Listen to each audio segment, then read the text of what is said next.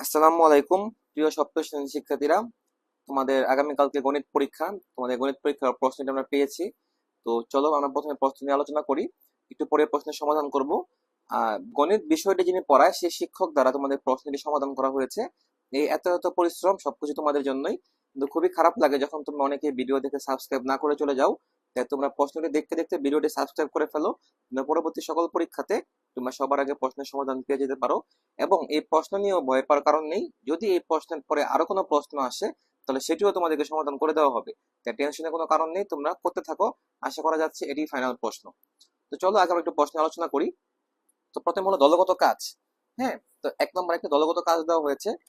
দলগত কাজে বলা হয়েছে, চলো দেখি কি বলা হয়েছে, যে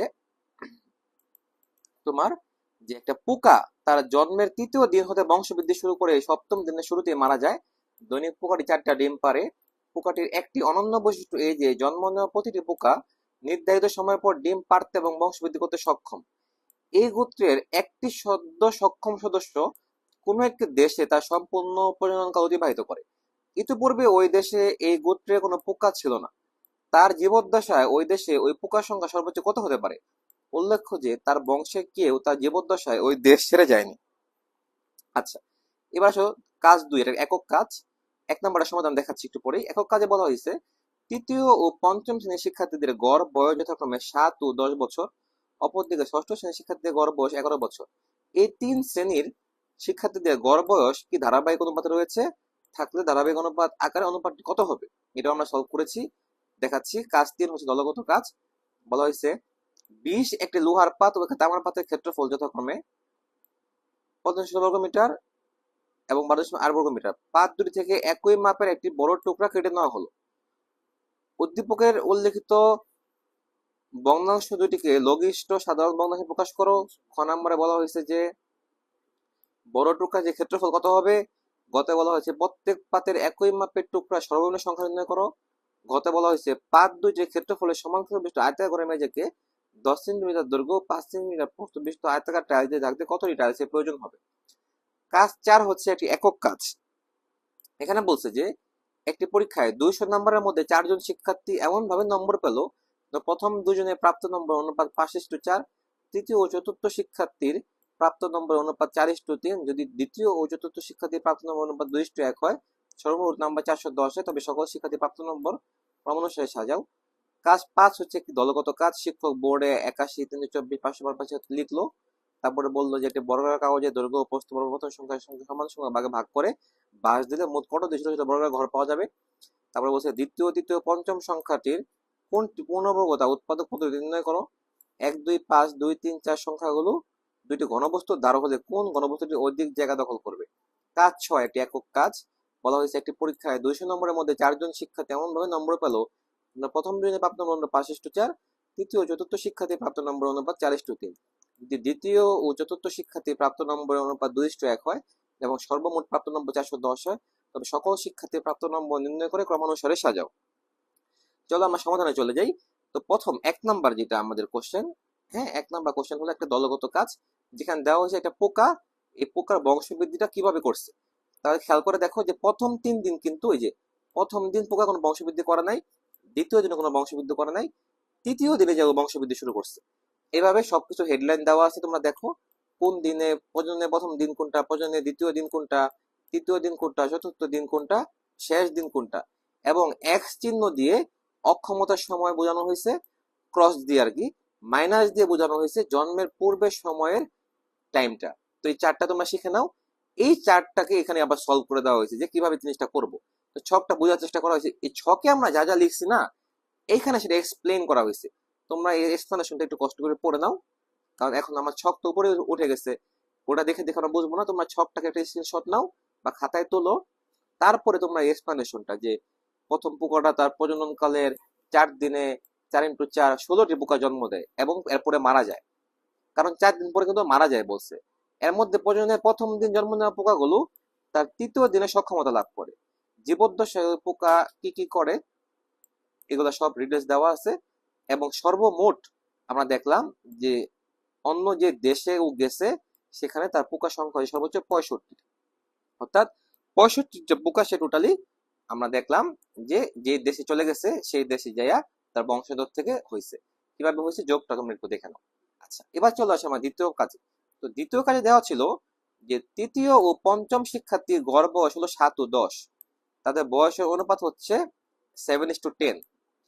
আবার ষষ্ঠ শ্রেণীর শিক্ষার্থীদের গড় বয়স 11 বছর, পঞ্চম ও ষষ্ঠ শ্রেণীর বয়স অনুপাত হচ্ছে 10:11। প্রথম অনুপাতের উত্তর রাশি ও দ্বিতীয় অনুপাতের পূর্ব রাশি কিন্তু পরস্পর এখানে সমান, ফলে তাদের ধারাবাহিক অনুপাতটা দাঁড়ালো হইতেছে 7:10:11। আশা করি তোমরা বুঝতে পেরেছো। এবার কাজ 3, একটি দলগত কাজ। দেখো, এই 45.1316 এই যে পূর্ণ সংখ্যা প্রকাশ করে 100 দিয়ে ভাগ করলাম, যেহেতু আমি দশমিকের পরে 2 ঘর আছে, পরে ভাগ করে আনসার পেলাম 1129/25। দেখো উত্তরটা লিখে দিয়েছি, তোমরা ভালো মতো বুঝতে পারো। 92.8 আমরা দেখো 928/10 দিয়ে ভাগ করলে 464/5 হয়, এই উত্তরটা আমরা লিখে রাখছি। দেখো, এবার বলা হয়েছে পাত দুটি থেকে কেটে নেওয়া একই মাপে সবচেয়ে বড় টুকরার ক্ষেত্রফল হবে পাত দুটির ক্ষেত্রফলের গসাগু। তাহলে সব খেয়াল করে দেখো, গসাগু নির্ণয় করে একটা হলো 3516 আর 9280। তাহলে 2 দিয়ে ভাগ করলাম 2258 আর 4640। তারপরে আমরা কি করলাম দেখো, আবারও 2 দিয়ে ভাগ করলাম 1129 আর 2320। তাহলে গসাগু কত পেলাম? 2 × 2 4। তারপরে 4কে 100 দিয়ে ভাগ করে এটাকে আমি দশমিকে নিয়ে গেলাম 0.04। আশা করি তোমরা কাজ 2টা বুঝতে পারছো। এবার হচ্ছে যে কাজ 3 একটা দলগত কাজ। এখানে বলছে লোহার পাতের সংখ্যা নির্ণয় করো। তো আমরা কিন্তু কাজ 3 আছি আসলে। ক খর পরে এখন আসলাম গ নাম্বারে, ঠিক না? এটা হলো ক নাম্বার, এখন হলো খ নাম্বার, এবার আমরা আসলাম গ নাম্বারে। তো গ নাম্বার বলো কি লোহার পাতের সংখ্যা নির্ণয় করো। এটা 1129টি লোহা। তামার পাতের সংখ্যা নির্ণয় করো, ভাগ করে দেখলাম 2320টি পাওয়া গেছে। তো 4 নম্বরে আসি। দেখো 4 নম্বরে বলা হয়েছে পাত দুটির ক্ষেত্রফলের পার্থক্য। তো ক্ষেত্রফল আমরা দেওয়া আছে, একটা 92.8, এটা 45.16, বিয়োগ করে আমরা পাইলাম 37.64 বর্গমিটার। আর টাইলসের দৈর্ঘ্য কত দেওয়া দেখো, 10 মিটার নিয়ে গেলাম 0.1 মিটার, আর প্রস্থ দেওয়া 5 সেন্টিমিটার, মিটার নিয়ে গেলাম 0.05 মিটার। প্রতিটি টাইলসের ক্ষেত্রফল দেওয়া আছে দেখো এত বর্গমিটার, আমরা ক্ষেত্রফলটা পেয়ে গেলাম। এবং টাইলসের প্রয়োজন হবে টোটাল কতটি দেখো, 9528টি। আচ্ছা, এবার কাজ 4। চলো আমরা একটা একক কাজে চলে যাই। তো একক কাজে বলা হয়েছে যে তৃতীয় ও চতুর্থ শিক্ষার্থীর প্রাপ্ত নম্বরের অনুপাত দেখো 4:3, আর দ্বিতীয় ও চতুর্থ শিক্ষার্থীর প্রাপ্ত নম্বর অনুপাত হচ্ছে 2:1। এরপর আমরা একটা গুণ করে পেয়ে গেলাম হচ্ছে 6:3। তাহলে একসাথে করে দিলে আমরা পেয়ে গেলাম 6:4:3। আবার কি দেওয়া আছে দেখো, প্রথম ও দ্বিতীয় শিক্ষার্থীর অনুপাত দেওয়া আছে 5:4। তাহলে 5:3 × 4:3 হলো 15:12। দ্বিতীয় তৃতীয় চতুর্থ শিক্ষার্থীর নম্বর অনুপাত দেওয়া আছে আবার 6:2 × 4:2 হয়ে গেল 12:8:6। তাহলে প্রথম দ্বিতীয় তৃতীয় চতুর্থ মিলে অনুপাতটা পাইলাম 15:12:8:6। একটা তো আমরা আগেই পাইছি 15, যেটা এবার আমরা যেটা করতে পারি অনুপাতগুলো যোগফল করে দিলাম 41। প্রথম শিক্ষার্থী প্রাপ্ত নম্বর পাইলাম 410 × 15/41 150। দ্বিতীয় শিক্ষার্থী পাইলাম হলো 410 × 12/41 120। তৃতীয় শিক্ষার্থী পাইলাম 80, তো পাইলাম 60। তাহলে প্রাপ্ত ক্রমিক নাম্বার হচ্ছে 150, 120, 80 আর 60। এই অঙ্কটা তোমরা শিখে ফেলো, আশা করি বুঝতে পারছো। এবার চলো আমরা কাজ 5-এ চলে যাই। তো কাজ 5-এ কি বলছে দেখো, এটা একটা একক কাজ। এখানে বলা হয়েছে যে বর্গাকার কাগজটি দৈর্ঘ্য ও প্রস্থ বরাবর 81 ভাগ করে দিলে মোট বর্গাকার ঘর পাওয়া যাবে। দেখো গুণ করে দেখলাম 6561টা। এটা তো ক নাম্বার প্রশ্নের সমাধান। এখন খ নাম্বারে কি বলছে দেখো, খ নাম্বারে বলছে যে দ্বিতীয় তৃতীয় পঞ্চম সংখ্যাগুলো দেওয়া আছে। এখান থেকে আমরা দেখো 2 দিয়ে ভাগ করে করে দেখলাম যে উৎপাদকে 2 আছে 2টা, 3 আছে 4টা। 2 ও 3 উভয়ই জোড় সংখ্যক বার থাকায় 324 সংখ্যাটি পূর্ণবর্গ সংখ্যা, এটা প্রমাণ হয়ে গেল। আবার দেখো এবার আমি 512কে ভাগ দিচ্ছি। 512কে ভাগ দিয়ে দেখলাম যে রেজাল্টগুলো আমি পাইছি দেখো 2 2 2 2 2 2 2 2 2 2 2 যে ওর 9 আছে 2টা। বেজোড় সংখ্যক 9 থাকাতে ও কিন্তু পূর্ণবর্গ না। জোড় সংখ্যক থাকলে পূর্ণবর্গ হবে, বিজোড় সংখ্যা পূর্ণবর্গ হবে না।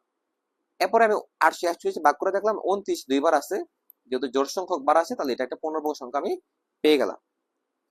এবার দেখো দেওয়া আছে যে প্রথম ঘনবস্তুর ধার, 3 নাম্বার প্রশ্নটা, ধারগুলা দেওয়া আছে 81, 324, 841। তো প্রথম ঘনবস্তুর আয়তন কত হবে দেখো। আয়তন আমি পাইলাম 2207, 1204 ঘন একক। আবার দ্বিতীয় ঘনবস্তুর ধার দেওয়া আছে দেখো, দ্বিতীয় ঘনবস্তুর আয়তন পাইলাম এত ঘন একক, এটা পাই গেলাম, ঠিক আছে। আচ্ছা, এবার দেখো দ্বিতীয় ঘনবস্তুর আয়তন প্রথম ঘনবস্তুর থেকে কি হলো, বেশি জায়গা দখল করবে, প্রমাণ হয়ে গেল। এবার চলো আমরা সবচেয়ে শেষ কাজে চলে আসি, কাজ 6। তো আমরা দেখলাম যে সূচকীয় রাশির মাধ্যমে নির্ণয় করবো আমরা।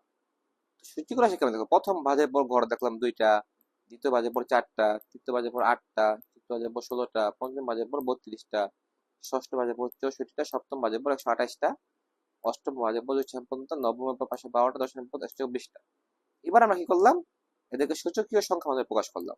তো মোট গড় 2187, পরে লিখলাম 3/7। কেমনে, এভাবে এমন লিখতে পারি, এভাবে বুঝো, ভাগ করে লিখতে পারি, এভাবে লিখতে পারি গণিত গণনীয় আকারে।